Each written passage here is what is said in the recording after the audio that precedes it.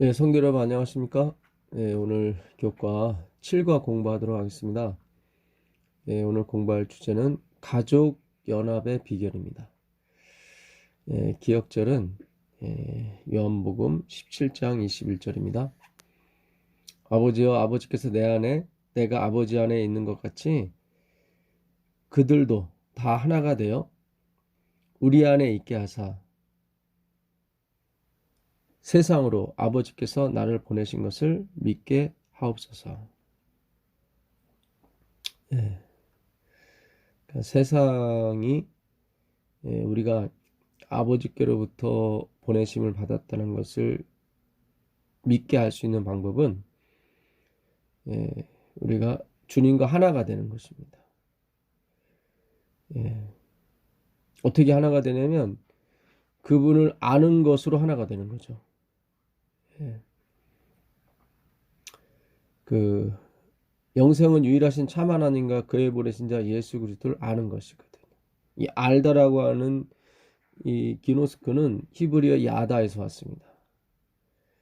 그러니까 야다는 그 동침하다 그런 것으로 번역이 됐는데요. 원래 알다입니다. 아담이 하와를 알았을 때 가인이 나왔고 아벨이 나왔고 셋이 나왔습니다. 그러니까 하나가 되는 것, 동침한다는 건 하나가 되는 것이 하는 것이거든요. 그러니까 하나님이 아담을 만들었을 때도 그 갈빗대를 취해서 여자를 만드시고 내 부모를 떠나 하나가 되라고 말씀하셨거든요. 그 연합이거든요. 근데 그거를 히브리어로는 이제는 야다, 그 동침하다로 번역되는 야다로 표현했습니다. 그게 알다거든요. 그러니까 하나가 되는 방법은 아는 것입니다. 그러니까 아버지께서 내 안에, 내가 아버지 안에 라고 말씀하신 예수님의 말씀은 예수님은 아버지를 알았고 아버지는 예수님을 알았다는 얘기입니다. 그래서 이렇게 서로 알아서 하나가 된 것 같이 그들도 다 하나가 되어 우리 안에 있게 해달라고 하는 것은 그 예수님을 아버지와 예수님을 아는 것인데 이제 그 예수님을 알지 못하고서는 아버지를 알지 못하거든요. 그러니까 예수님이 아버지거든요. 왜냐하면 아버지께서 예수님 안에 계셨기 때문에 그런 것입니다. 내가 길이요 진리요 생명이니 나로 말미암지 않고는 아버지께 올 자가 없거든요. 가족 연합의 비결인데 이 가족 연합 결국 서로를 알아야 되는 것입니다. 가족들도 서로를 이해해 줘야 되는 거죠. 인정해 줘야 되는 것이고 그래야 연합이 되는 것입니다. 예. 그 연합이 없이는 이 일이 되질 않죠. 그 이번 주 금요일 날에도 보게 되면 그 재림 신도의 가장 37페이지 그리스도인들이 해야 할 첫 번째 일은 가족들끼리 연합하는 일이다. 가족들이 가정에서 하는 그들의 일로 더욱 가까이 연합하면 할수록 더욱 고상하고 유익한 감화가 생겨서 그 부모와 자녀들은 그것을 그 가정 밖에 발산할 것이다. 그러니까 우리가 전도를 하고 우리가 영향력을 미치기 위해서는 가정이 하나가 된다는 얘기거든요. 가족이 하나가 되기 위해서는 서로를 알아야 되는 거죠. 서로를 안다는 것은 서로를 이해해 준다는 얘기겠죠. 덮어주고 감싸준다는 얘기겠죠. 그러니까 그런 거 없이는 그 가정의 영향력이 바깥으로 나갈 수 없다는 거죠. 그럼 어떻게 해서 그 가정이 연합할 수 있느냐? 그 비결. 서로를 이해하고 서로를 어떻게 사랑할 수 있을까? 서로를 어떻게 알 수 있을까? 그 비결은 그리스도를 영접하는 수밖에 없다고 이번 주 교과 금요일은 그렇게 말하고 있는 것입니다. 그 같은 책 재림 신도의 가장 179페이지 보게 되면 가족과 교회에서 일어나는 분열과 불화의 원인은 곧 그리스도로부터 분리되는 데 있다. 그러니까 오늘날 가정과 교회가 분열이 일어나고 불화가 일어나는 원인은 하나밖에 없는데, 그것이 뭐냐면 하나님께로부터, 그리스도께로부터 분리되기 때문에 그렇다는 거죠. 많은 교단이 생겨나고 서로 투쟁하고 싸우는 이유는 예수님을 알지 못하기 때문에, 예수님께로부터 분리되기 때문에 그런 것입니다. 예수님께로 분리됐다는 얘기는 예수님을 제대로 알지 못한다는 얘기죠. 예수님께로부터 분리됐다는 얘기는 예수님을 잘 가르치지 않았기 때문에, 잘 몰랐기 때문에 그런 일이 많이 벌어졌던 것입니다. 결국 이걸 반대로 얘기하게 되면 예수님을 점점 알면 알수록 이 분열된 교회와 가정은 하나가 된다는 뜻이겠죠. 그런 면에서 오늘 우리가 성경을 연구하고 공부하는 것은 아주 중요합니다. 왜냐하면 성경은 다 그리스도를 초점을 삼아 우리에게 말씀하신 다 비유들이거든요.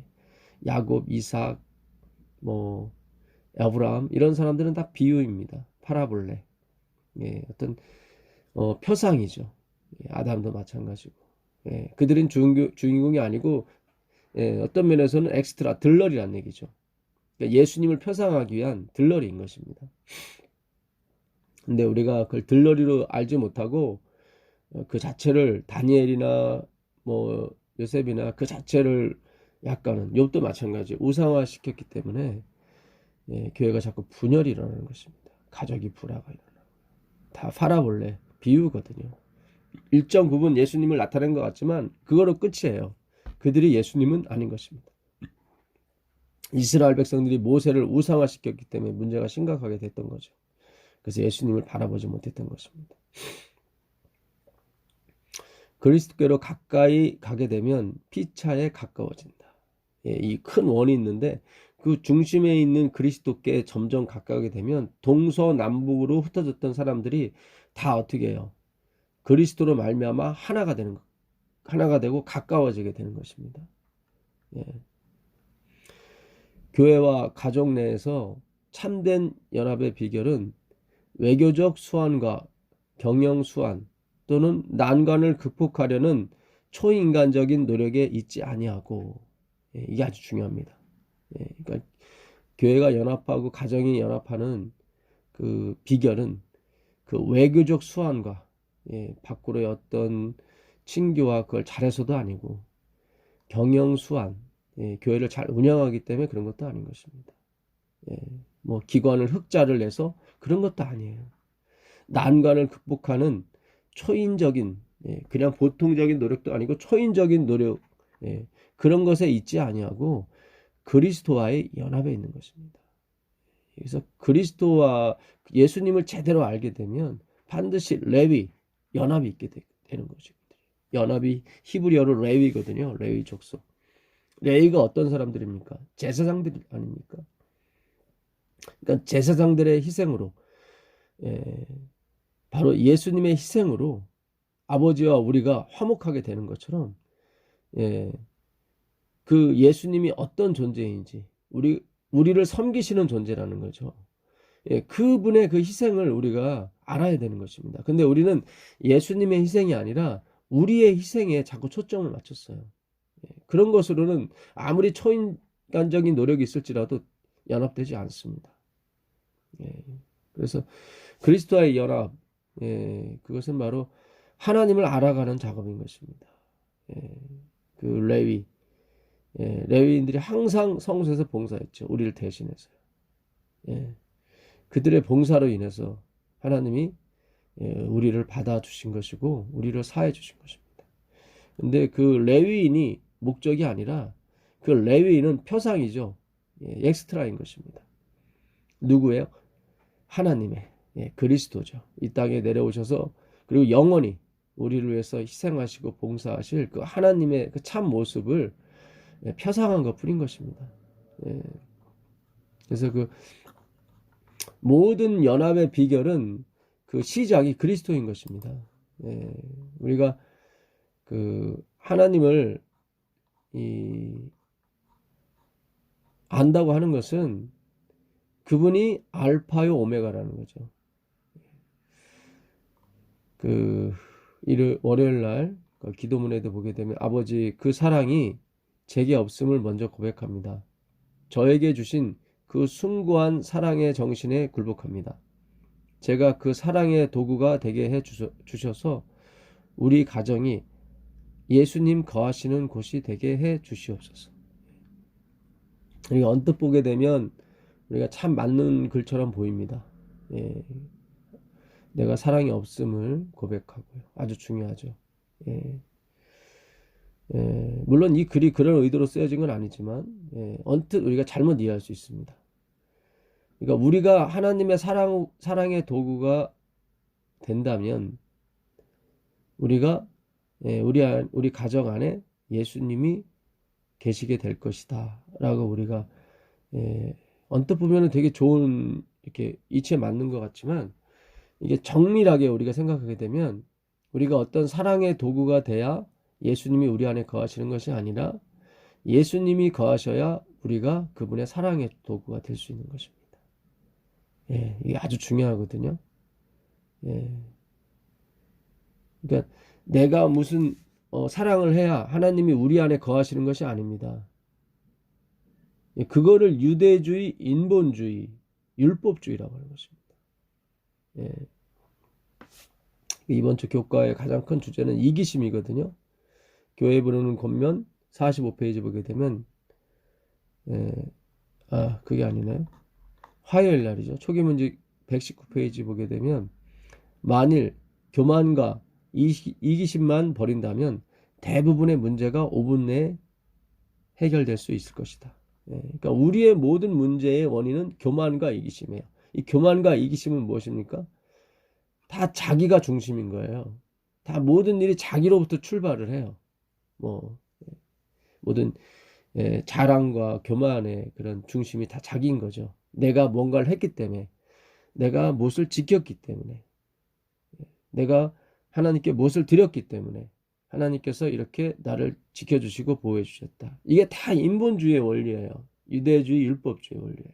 언뜻 보기에 맞는 것 같아요. 왜냐하면 그렇게 보이니까. 그러나 이번 주 교과의 그 핵심 주제가 무엇입니까? 가족 연합의 비결은 우리에게 있지 않고 그리스도에게 있다는 거죠. 그러니까 우리가 육적인 이기심을 탈피해야 되는 것처럼, 육적인 이기심을 탈피해야 우리가 그 연합을 이룰 수 있는 것처럼 이 땅에서도 우리가 복을 받을 수 있는 것처럼 영적 이기심에서도 우리가 탈출해야 되는 것입니다. 우리가 창조론은 믿지만 영적 진화론을 자꾸 믿고 있어요. 그러니까는 끝까지 창조론으로 가야 되는 거예요. 끝까지 하나님이 하셔야 일이 벌어지는 거예요. 그러니까 영적 진화론이 아니에요.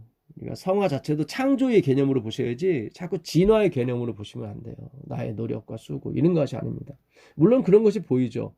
그거는 하나님이 내 안에서 일하시는 증거일 뿐이지 나의 원인이 있다는 증거는 아닌 것입니다. 근데 많이 착각을 할 수가 있는 거죠.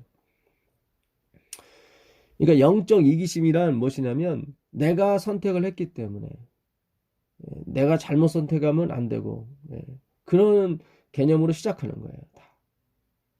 그러니까 겉으로 봐서는 우리가 선택하는 게 맞아요. 그런데 안에서 주장하시는 분은 하나님이시라는 거죠. 솔로몬은 죽기까지 우상을 숭배하고 그랬지만 하나님이 그를 회개시키잖아요. 돌이키게 하시잖아요. 그러니까 성경은 계속 우리 보고 스스로 돌이키라고 그래요. 하나님께 돌아오라고 그래요. 근데 겉으로 봐서 우리가 스스로 돌이키는 것 같지만 그렇지 않다는 거예요. 우리는 돌이킬 수 없어요. 말라기 4장에도 보게 되면 아버지의 마음을 아들에게로, 아들의 마음을 아버지에게로 돌이키신 분이 있어요. 그분이 바로 예수님이에요. 그래서 에스겔이나 이런 글에 보게 되면 돌아오라는 거예요. 계속 회개하라는 거죠. 죄악을 버리라는 거예요. 근데 우리로서는 못 버려요. 그래서 화목제물이신 예수님을 보내주신 거예요. 그러니까 우리가 이 영적 이기심, 그러니까 나로부터 시작된다는 이런 개념을 버리시고 하나님이 알파와 오메가라는 개념, 그걸 알아가셔야 돼요. 신앙은 그걸 알아가는 거예요. 예. 그러니까 욥도 처음에는 그거를 조금 알았죠. 예. 근데 완전히 몰랐죠. 그래서 하나님이 가르쳐 주신 거예요. 예. 욥도 처음에는 주신 자도 여호와시요 취하신 자도 여호와시니 여호와께서 영광을 받을지로다 이렇게 해서 그가 죄악을 범하지 않았는데 사단이 떠난 뒤로 계속 자기 행위에 대해서 행위의 정당성에 대해서 계속 주장을 하거든요. 예. 근데 나중에 하나님께서 그러시죠. 예. 내가 너를 그렇게 만들었기 때문에 네가 남에게 봉사하였고 남에게 친절을 베풀었던 것이다. 내가 주지 않았다면 너는 그걸 못했을 것이다. 그래서 완전히 바닥까지 하나님께서 시작하셨음을 욥이 나중에 시인하게 되는 것입니다. 그걸 회개한다고 하는 것이거든요. 그걸 영적 교만심, 영적 이기심, 영적 진화론을 버리는 것입니다. 그래서 우리는 창조론이고 끝까지 창조해요. 영원히 창조해요. 하나님이 하셔야 되는 거예요. 우리가 해야 되는 것이 아니에요. 인간의 본성은 죄로 말미암아 타락하였다. 그게 영적 이기심이에요. 그런 타락의 대표적인 예가 아마도 이기심이라는 저주일 것이다. 맞습니다. 그 이기심이라는 자기만 생각하는 거예요. 모든 걸.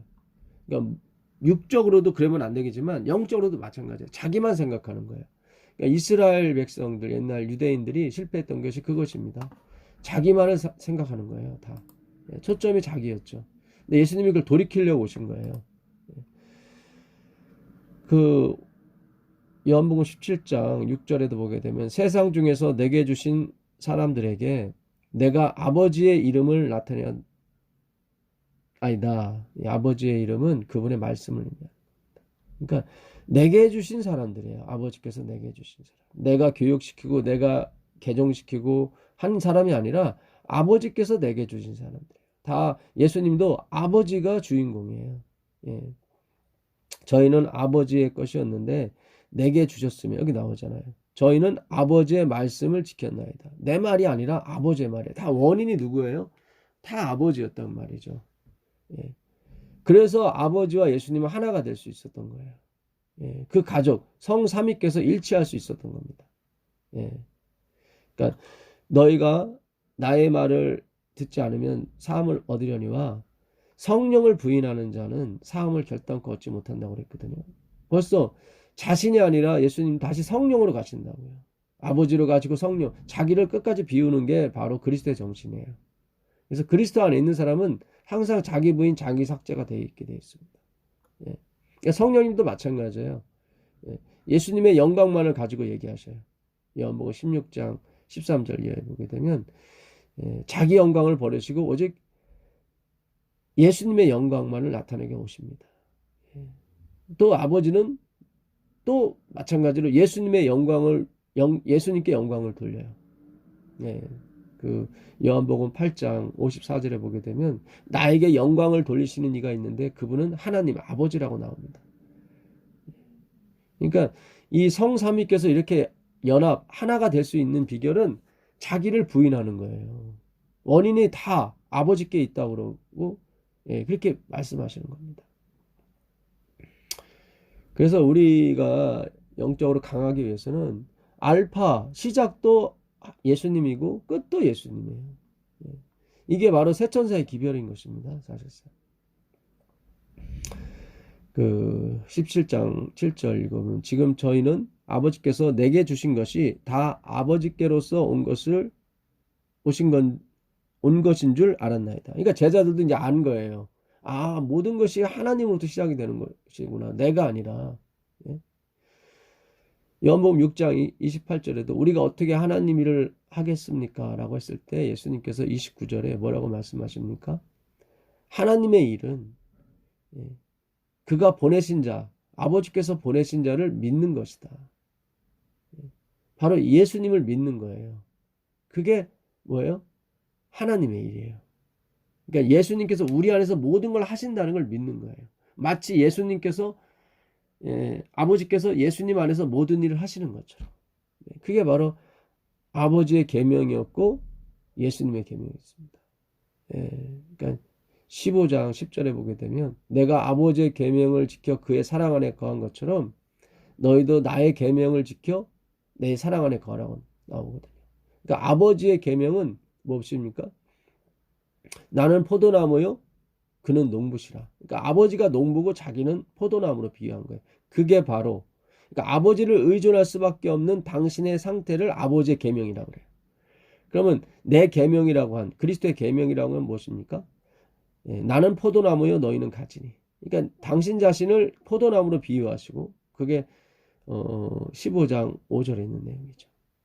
예, 우리를 가지로 비유한 거죠. 그게 너희가 내 안에 내가 너희 안에 거하면 무엇든지 구하라 그대로 이루어진다.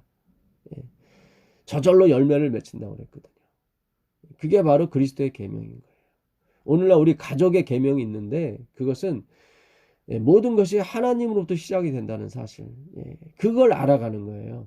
그러면 가족이 연합을 할 수가 있어요. 교회가 연합을 할 수 있고 사회가 연합이 될 수 있고 국가가 연합이 될 수 있고 세상이 연합이 될 수 있는 것입니다. 반대로 내가 해야 되고 나로부터 시작이 되고 이런 영적 이기심이 증가했을 때 가정은 불화가 되고 우리의 교회도 분리가 되고 사회도 소요가 일어나고 국가가 난리가 나는 것입니다. 깨지는 거죠. 8절에 보면 나는 아버지께서 내게 주신 말씀들을 그러니까 당신이 한 말씀도 다 자기 게 아니라는 거죠. 내 안에 아버지께서 그 말씀을 하신다고 하는 거예요. 내게 주신 말씀들을 저희에게 주었사오며 저희는 이것을 받고 내가 아버지께로부터 나온 줄을 참으로 아오며 아버지께서 나를 보내신 줄도 믿었사옵나이다. 내가 저희를 위하여 비움나니 내가 비움는 것은 세상을 위함이 아니요 내게 주신 자들을 위함입니다. 저희는 아버지 것이로소이다. 이렇게 이 17장 이번 주 기억절에 나와 있는 17장 모두가 다 초점이 그 아버지예요. 모든 것이 아버지께로 왔습니다. 17절에도 저희를 아버지여 저희를 진리로 거룩하게 하옵소서. 아버지의 말씀은 진리입니다. 그러니까 우리가 거룩해지고 우리가 연합이 되고 우리가 다 한목할 수 있는 이유는 그 아버지 때문에 그런 거예요. 아버지께서 우리 안에 누구를 그리스도를 두셨기 때문에 그런 것입니다. 그런 거지. 어떤 나의 노력과 나의 헌신 그런 것 때문에 이루어지는 것이 아닙니다. 내 것은 다 아버지의 것이요 아버지 것은 내 것이온데 내가 저희로 말미암아 영광을 받았나이다. 계속 나오시는 거예요. 12절에 보시면 내가 저희와 함께 있을 때 내게 주신 아버지의 이름 말씀이죠. 말씀으로 저희를 보존하와 지키었나이다. 그 중에 하나도 멸망치 않고 이렇게 하나도 멸망치 않아요. 무엇으로? 말씀으로. 우리가 말씀을 연구하는 것은 하나도 멸망치 않기 위해서요. 그 말씀의 주제가 뭐예요? 근본이 하나님이라는 거예요. 근본 시작이 하나님이고 결말도 하나님이라는 거예요. 그 하나님이 미리 말씀하신 말씀들이 다 이루어지는 걸 우리가 보게 될 것입니다. 근데 도구를 누구를 쓰시냐면 당신의 자녀들, 당신의 백성들을 쓰는 거예요. 그것이 성경이 우리에게 주시는 메시지인 것입니다. 그 요한복음 15장 16절 너희가 나를 택한 것이 아니요 내가 너희를 택하여 세웠나니 이는 너희로 가서 과실을 맺게 하고 또 너희 과실에 항상 있게 하여 내 이름으로 아버지께 무엇을 구하든지 받게 하려 함이니라. 그러니까 우리가 하나님을 택한 것이 아닙니다. 하나님이 우리를 택하신 거예요. 이것을 믿어야 연합이 되는 거예요. 이것을 믿어야 우리가 하나가 될 수 있어요. 진짜 비결이 이거예요. 하나님의 주권을 인정하는 거예요. 그러면 내 인생이 혼란이 일어나지 않습니다. 그래야 내 인생의 열매나 과실이라는 것이 맺어지게 되어 있는 것입니다. 근데 과실이 일시적인 게 아니라 항상 맺게 돼요. 내가 30년, 40년 믿어도 과실이 있다 없다 하는 이유는 자꾸 생각이 바뀌기 때문에 그래요. 내가 아쉬울 때는 오직 하나님만이 주권자로서 등장하지만 그렇지 않을 때는 또 나예요. 나의 선택과 나의 어떤 노력, 헌신, 봉사가 또 그 하나님의 위치를 대신하게 되는 것입니다. 그런 것이 알게 모르게 자꾸 왔다 갔다 하는 거예요. 그래서 과실이 있다 없다 하는 것입니다. 요한일서 4장 10절 사랑은 여기 있으니 우리가 하나님을 사랑한 것이 아니요 하나님이 우리를 사랑하사 우리 죄를 속하기 위하여 화목제물로 그 아들을 보내셨습니다. 그러니까 사랑은 여기 있어요. 우리가 하나님을 사랑한 게 아니에요. 우리가 하나님을 사랑한 것은 먼저 하나님의 사랑이 우리 안에 부어졌기 때문에 우리가 하나님을 사랑하고 그를 경배하고 그분께 헌신하는 것입니다. 그러니까 원인이 하나님의 사랑에 있어요. 내가 천사의 말을 할지라도 사랑이 없으면 하나님이죠. 하나님이 없으면 울리는 꽹과리가 되는 것입니다.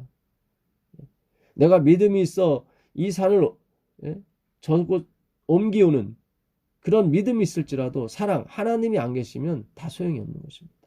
심지어 내 몸을 불살라 내어줄지라도 사랑이 없으면 그 하나님의 사랑이 없으면 하나님이 부어주지 않으시면 다 무용지물인 것입니다. 그러니까 세상은 인본주의가 아니라 신본주의라는 걸 다시 한번 하나님께서 말씀하시는 거죠. 요한복음 6장 37절 아버지께서 내게 주시는 자는 다 내게로 올 것이요 내게 오는 자는 내가 결코 내어주지 아니하리라. 계속 그러시죠. 아버지께서 보내주신 자 내가 하늘로서 내려온 것은 내 뜻을 행하려 함이 아니요 나를 보내신 이의 뜻을 행하려 함이니라. 나를 보내신 이의 뜻은 내게 주신 자 중에 내가 하나도 잃어버리지 아니하고 마지막 날에 다시 살리는 것이니라. 이 마지막 날은 바로 예수님 재림하시는 날, 지성소 봉사를 마치시는 날, 대속죄일이죠. 그러니까 하나도 잃어버리지 않고 다 살리십니다. 우리가 겉으로 보기에는 우리의 노력과 우리의 훌륭한 선택으로 우리가 살아남은 것처럼 보이지만 그렇지 않아요. 우리가 알게 모르게 하나님께서 그 익명성을 요구하시면서 다가오시는 것이 바로 신앙인 것입니다. 44절 나를 보내신 아버지께서 이끌지 아니하면 아무라도 내게 올 수 없으니 오는 그를 내가 마지막 날에 다시 살리리라. 선지자의 글에 저희가 다 하나님의 가르치심을 받으리라 기록되었은즉 아버지께 듣고 배운 사람마다 내게로 오느니라. 우리가 사실 목사님한테 배우고 또 선생님한테 배우고 하는 것 같지만 아니에요. 예수님은 다 아버지께서 가르치신다고 얘기하시는 것입니다. 그 사람들이 다 오는 것입니다. 그러니까 우리가 목사님한테 교수님한테 선생님한테 배웠다고 하는 사람들은 아버지 예수님께로 왔다가도 떠나가게 돼 있습니다. 내가 처음에는 목사님한테 교수님한테 선생님한테 배운 줄 알았는데 나중에 보니까 아니더라. 하나님께 배운 거구나. 예수님께 배운 거구나. 그것을 깨닫게 된다면 그 사람은 회개했다고 그러는 것이고 그 사람은 과실을 맺는다고 하는 것이고 그 사람은 항상 그리스도 안에 있게 되는 사람인 것입니다. 그 시편에 가보시면 시편 41편 9절 보겠습니다.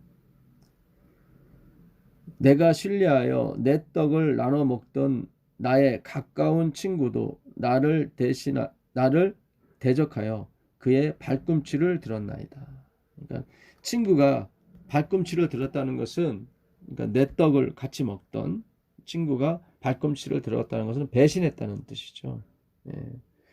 이거는 요한복음 13장 18절에 있는 내용을 이루는 것입니다. 요한복음 13장 18절에 가보시면 예수님께서 떡을 취하셔서 자기를 파는 그 가룟 유다에게 주시는 장면이 있어요. 내가 너희 모두를 가리켜 말하는 것이 아니니라. 나는 내가 택한 자들이 누구인지 알미라. 그러나 내 떡을 먹는 자가 내게 발꿈치를 들었다 한 성경을 응하게 하려는 것이니라. 여기 나오죠. 그러니까 예수님은 미리 하나님께서 작정하신 그 말씀, 예정하신 말씀을 그대로 이루러 오신 거예요. 어떻게 보면 이루어지게 하신 거예요. 당신을 도구로 내주신 거죠. 그 말씀이 이루어지도록. 그래서 다 수동태 응하게 하려 함이니라 이렇게 되어 있는 것입니다. 그 시편 69편 가보시면 4절에 까닭 없이 나를 미워하는 자가 나의 머리털보다 많고, 예, 부당하게 나의 원수가 되어 나를 끊으려 하는 자가 강하였으니 내가 빼앗지 아니한 강도 빼앗지 아니한 것도 물어주게 되었나이다. 그러니까 까닭 없이 미워했다는 거죠. 그리고 자기가 취하지 않은 물건도 물어주게 됐단 말이죠. 예. 예수님의 구속 사역을 얘기하는 것인데, 이거는 그 예수님이 그 요한복음 15장 25절의 내용을 얘기한 것입니다. 그러나 이는 그들의 율법에 기록된 바, 그러니까 시편에 아까 69편 4절이죠. 그들이 이유 없이 까닭 없이 나를 미워하였다 한 말을 응하게 하려 함이니라. 여기도 나오죠. 왜 대제사장 서기관 바리새인들이 예수님을 이유 없이 까닭 없이 미워했습니까? 그는 말씀에 이렇게 적혀 있기 때문에 그런 거예요. 굉장히 중요한 것입니다. 그래서 그 하나님의 예정, 하나님의 생각대로 모든 것이 이루어지는 것입니다. 근데 그 하나님의 예정이지 우리는 그걸 잘 몰라요. 우리는 이 모든 세상 역사가 어떤 훌륭한 사람의 결단과 어떤 무용담, 그들의 용기로 다 이 세상 역사가 쓰여진다고 생각하죠. 그렇지 않아요. 그 알렉산더를 모셨던 그 장군들 중에 그 4명의 장군이 있었죠. 그 카산드라는 장군이 있었고, 셀주쿠스라는 장군, 니칠 마르쿠스라는 장군이 있었고, 또 프톨레미 장군이 있었는데, 그 중에 그 프톨레미 장군이 이 상당한 서술가입니다. 역사가이면서 글을 잘 썼어요. 장군이면서. 그 사람이 쓴 글에 보게 되면 알렉산더는 항상 두려워하고 무서워했대요. 근데 그 두려움과 무서움을 어떻게 해서 내쫓았냐면, 전쟁을 할 때는 그 두려움과 무서움이 사라졌대요. 그는 막 정복을 안 할 수가 없었던 거예요. 그러니까 하나님이 그렇게 그 안에서 막 움직이셨던 거예요. 그는 평상시 평화로울 때는 그렇게 무서워하고 두려워했다는 것입니다. 누가 자기를 죽일지도 몰라. 그런 생각들이 막 자기를 몰려온 거죠. 근데 정복을 하러 갈 때, 전쟁을 할 때는 그것이 없었다는 거죠. 알렉산더 그 대왕의 가장 가까운 친위대 중에 친위대였던 프톨레미였기 때문에 그 알렉산더의 마음을 너무 잘 알고 또 이해해 줬던 거죠. 그래서 이 세상 역사가 어떤 훌륭한 사람의 어떤 용기와 무용으로 써지는 것이 아니라 하나님의 뜻대로 써지는 것입니다. 그걸 아는 것을 믿음이라고 해요. 믿음은 보이지 않는 것의 실상이거든요. 실존이에요. 본질입니다. 그러니까 보이지가 않아요. 그 하나님의 예정, 하나님의 생각이 우리한테는 잘 보이지 않아요. 그냥 믿고 가는 거예요. 조금 더 보면요.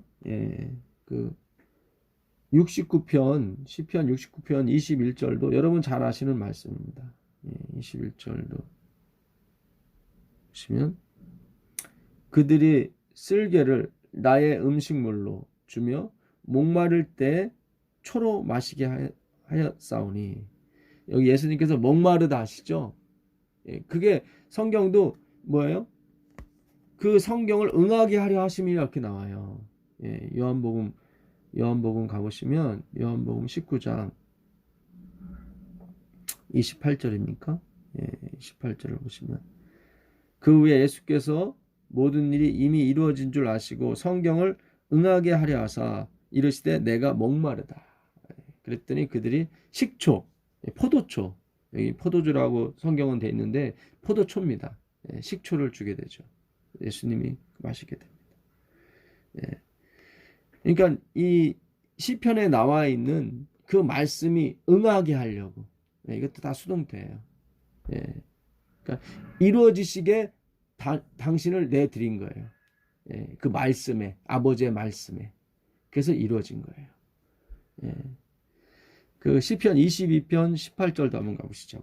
예, 시편 22편 18절입니다. 22편 18절. 예. 내 겉옷을 나누며 속옷을 제비에 뽑나이다.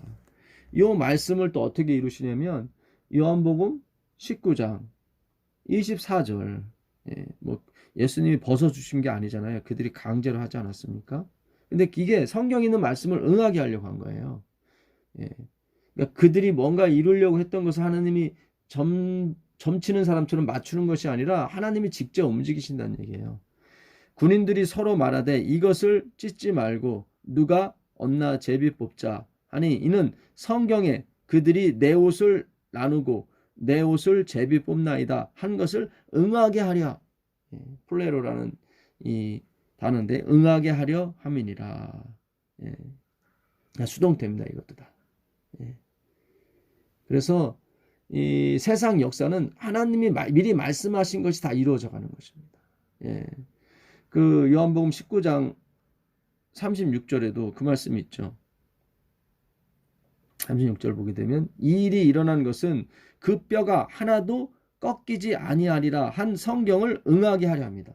예수님의 뼈를 꺾지 않고 강도들의 뼈들만 꺾었습니다. 그것은 시편 34편 19절을 이루려고 했던 거예요. 시편 34편 19절 가보겠습니다. 의인은 고난이 많으나 여호와께서 그의 모든 고난에서 건지시로다. 그의 모든 뼈를 보호하시며 그 뼈 중에 하나도 꺾이지 아니하도다. 예. 왜냐하면 예수님 의인이거든요. 예수님 외에는 의인이 없어요. 예. 의인은 없나요? 하나도 없어요. 예수님 외에는. 예. 그래서 예수님의 뼈만 꺾이지 않은 거예요. 강도들의 뼈는 다 꺾이고. 예. 근데 그것이 시편 34편 19절에 있단 말이죠. 그 말씀이 다 이루어지시는 거예요. 하나님이 이루어지게 하시는 거예요. 그 말씀 응하게 한단 말이죠. 예. 예수님이 내 뼈는 꺾지 말아라 해서 그런 게 아니라 아버지의 말씀이 그대로 응하게 됐다는 것을 성경은 계속 얘기하는 거예요. 그 미리 말씀하신 말씀을 하나님의 예정이라고 하는 거예요. 그래서 예수님 계속 그러시잖아요. 그러니까 이 하나님의 이 계획, 하나님의 섭리는 하나님의 사랑에서 나오는 것입니다. 왜냐하면 능력과 힘이 그분에게만 있어요. 그 요한계시록 5장 12절에 힘과 능력과 지혜와 부, 찬송과 영광이 죽임을 당하신 어린 양께 있도다 나오잖아요. 하나님께만 능력과 부와 지혜와 힘이 있어요. 나머지는 없어요. 나머지 생각이 없어요. 그분에게만 생각이 있다 이 말씀이죠. 근데 그분이 너무 좋으신 분이라 그 생각을 아름답게 이루어 가시는 거예요. 그래서 성도들의 앞날은 성도들의 미래는 아름다워지는 것입니다. 왜냐하면 그분의 계획이 아름다웠기 때문에 그것이 다 이루어지는 거예요. 그걸 하나님의 예정이라고 하는데 우리가 그 하나님의 예정의 기쁨에 참여하기 위해서 하나님의 창조에 참여하기 위해서 우리를 도구로 쓰시는 거예요. 참 기가 막힌 거죠. 그래서 다 예수님이 그래요. 네가 작은 일에 충성하였으면 아버지의 즐거움에 참여해. 그러니까 참여하는 거예요, 우리가. 그러니까 달란트라는 걸 주셨는데 그걸 그냥 옮겨다만 놓는 거예요. 그건 달란트 그 자체가 재능, 힘과 능력이기 때문에 우리가 안 옮겨도 되는데 그냥 하나님께서 그 창조의 즐거움에 참여하라고 우리로 선택이라는 것도 주셨고 자유의 의지도 주시고 다 이렇게 한번 맛보게 하시는 거예요. 그 창조의 즐거움에 참여하라고. 심지어 죄악에 빠지는 것도 이제는 자유의 의지를 통해서 그게 가능하게 하셨거든요. 그러니까 모든 걸 다 경험케 하시는 거예요, 하나님께서. 그래서 창조라는 그런 개념, 즐거움, 또 구속의 즐거움, 이런 모든 것을 우리로 다 도구로 참여하게 하신 거예요. 그러니까 즐거운 거죠. 이 모든 것이 다 하나님의 생각과 하나님의 계획, 하나님의 섭리 속에 있었던 것인데 그 확실한 어떤 줄, 번지점프의 줄을 매달아 놓으시고 우리로 자유롭게 한번 살도록 하신 거예요. 그래서 아버지의 즐거움, 그 창조의 즐거움에 참여하게 된 것입니다. 나중에 우리가 이제 아버지의 유업을 그리스도의 유업을 물려받게 되는데 그것이 아마 창조의 유업이 될 것입니다. 어떤 형태인지는 모르겠지만 분명히 하나님께서 그렇게 약속하셨거든요. 내 기업을, 내 유업을 상속할 자라고. 누구와 함께? 그리스도와 함께. 그래서 오늘 그 가족 연합의 비결에 대해서 우리가 공부를 했습니다. 우리가 그 마태복음 2장에도 보게 되면 그 동방 박사들이 별들을 보고 따라왔다가 별들이 사라지니까 헤롯에게 가요. 헤롯 왕 때 예수께서 유대 베들레헴에서 나심에 동방으로부터 박사들이 예루살렘에 이르러 말하되 유대인의 왕으로 나시니가 어디 계시뇨? 우리가 동방에서 그의 별을 보고 그에게 경배하러 왔노라. 그러니까 별이 예루살렘까지만 오고 사라졌던 거예요. 그러면 더 기다렸어야 되는데 동방 박사들이 왕은 왕궁에서 태어난 줄 알고 헤롯한테 갔던 것입니다. 그 바람에 그 예레미야 31장 15절 라헬이 그 자식이 없어 통곡한다는 그 구절을 이루게 하시거든요. 그러니까는 별이 끝까지 인도를 했으면은 이 말씀이 안 이루어졌겠죠. 그러니까 예수님 탄생하신 그 베들레헴으로 바로 갔으면. 근데 그러질 않았어요. 그래서 나중에 결국 별이 다시 나타나죠. 다시 나타나서 그들을 어디로? 베들레헴으로 인도하게 됩니다. 그리고 이제 헤롯이 자기가 속은 줄 알고 그 2살 아래 아기를 다 죽이려고 하죠. 10절에 보게 되면 저희가 별을 보고 그 가장 크게 기뻐하더라. 다시 별이 나타난 거예요. 집에 들어가 아기와 그 모친 마리아와 함께 있는 것을 보고 엎드려 아기께 경배하고 보배함을 열어 황금과 유압과 몰약을 예물로 드렸더라. 나옵니다. 꿈에 헤롯에게로 돌아가지 말라고 지시하심을 받아 다른 길로 고국에 돌아가더라. 동방박사들이 다시 별이 나타나잖아요. 그러니까 이렇게 하나님이 직접 다 모든 것을 개입을 하시는 겁니다. 그래서 결국 예수님 때문에 죽은 아이들은 다 구원을 받죠. 다시 예수님과 그 모친 마리아 그 다음에 요셉을 다시 뭡니까? 주의 사자가 나타나서 다시 인도를 하죠. 헤롯이 19절에 헤롯이 죽은 후에 주의 사자가 애굽에게서 요셉에게 현몽하여 가로되 이렇게 다시 또 나타나십니다. 그러니까 헤롯이 아기들을 죽일 줄 알고 하나님이 예언을 한 게 아니라 하나님의 주도하에 그렇게 되는 것입니다. 그 말씀을 이루어 가시는 거죠. 그러니까 왜 하나님이 그렇게 하셨을까? 그거는 나중에 하나님이 설명을 해 주실 겁니다. 물론 여기서도 약간은 설명이 돼요.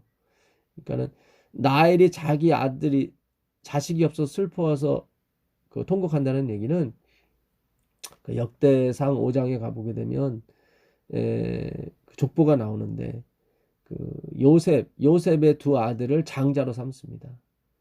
그러니까 하나의 장자는 에브라임 이스라엘의 장자가 되고 하나 베냐민은 유대의 장자가 돼요. 왜냐면 나중에 그 12지파를 10지파 2지파로 나눠서 하나님이 이 북이스라엘과 남유다로 나누거든요. 그러니까 그 나엘의 자식들이 다 온통 이스라엘이 되는 거예요. 다 장자가 되니까. 근데 자식이 없다고 하는 얘기는 이스라엘, 북이스라엘과 남방 유다가 다 뭡니까? 마귀의 자녀로 들어가는 거예요. 마귀에게 빼앗긴 바 되는 거예요. 그래서 자식이 없어 슬퍼 오는 거예요.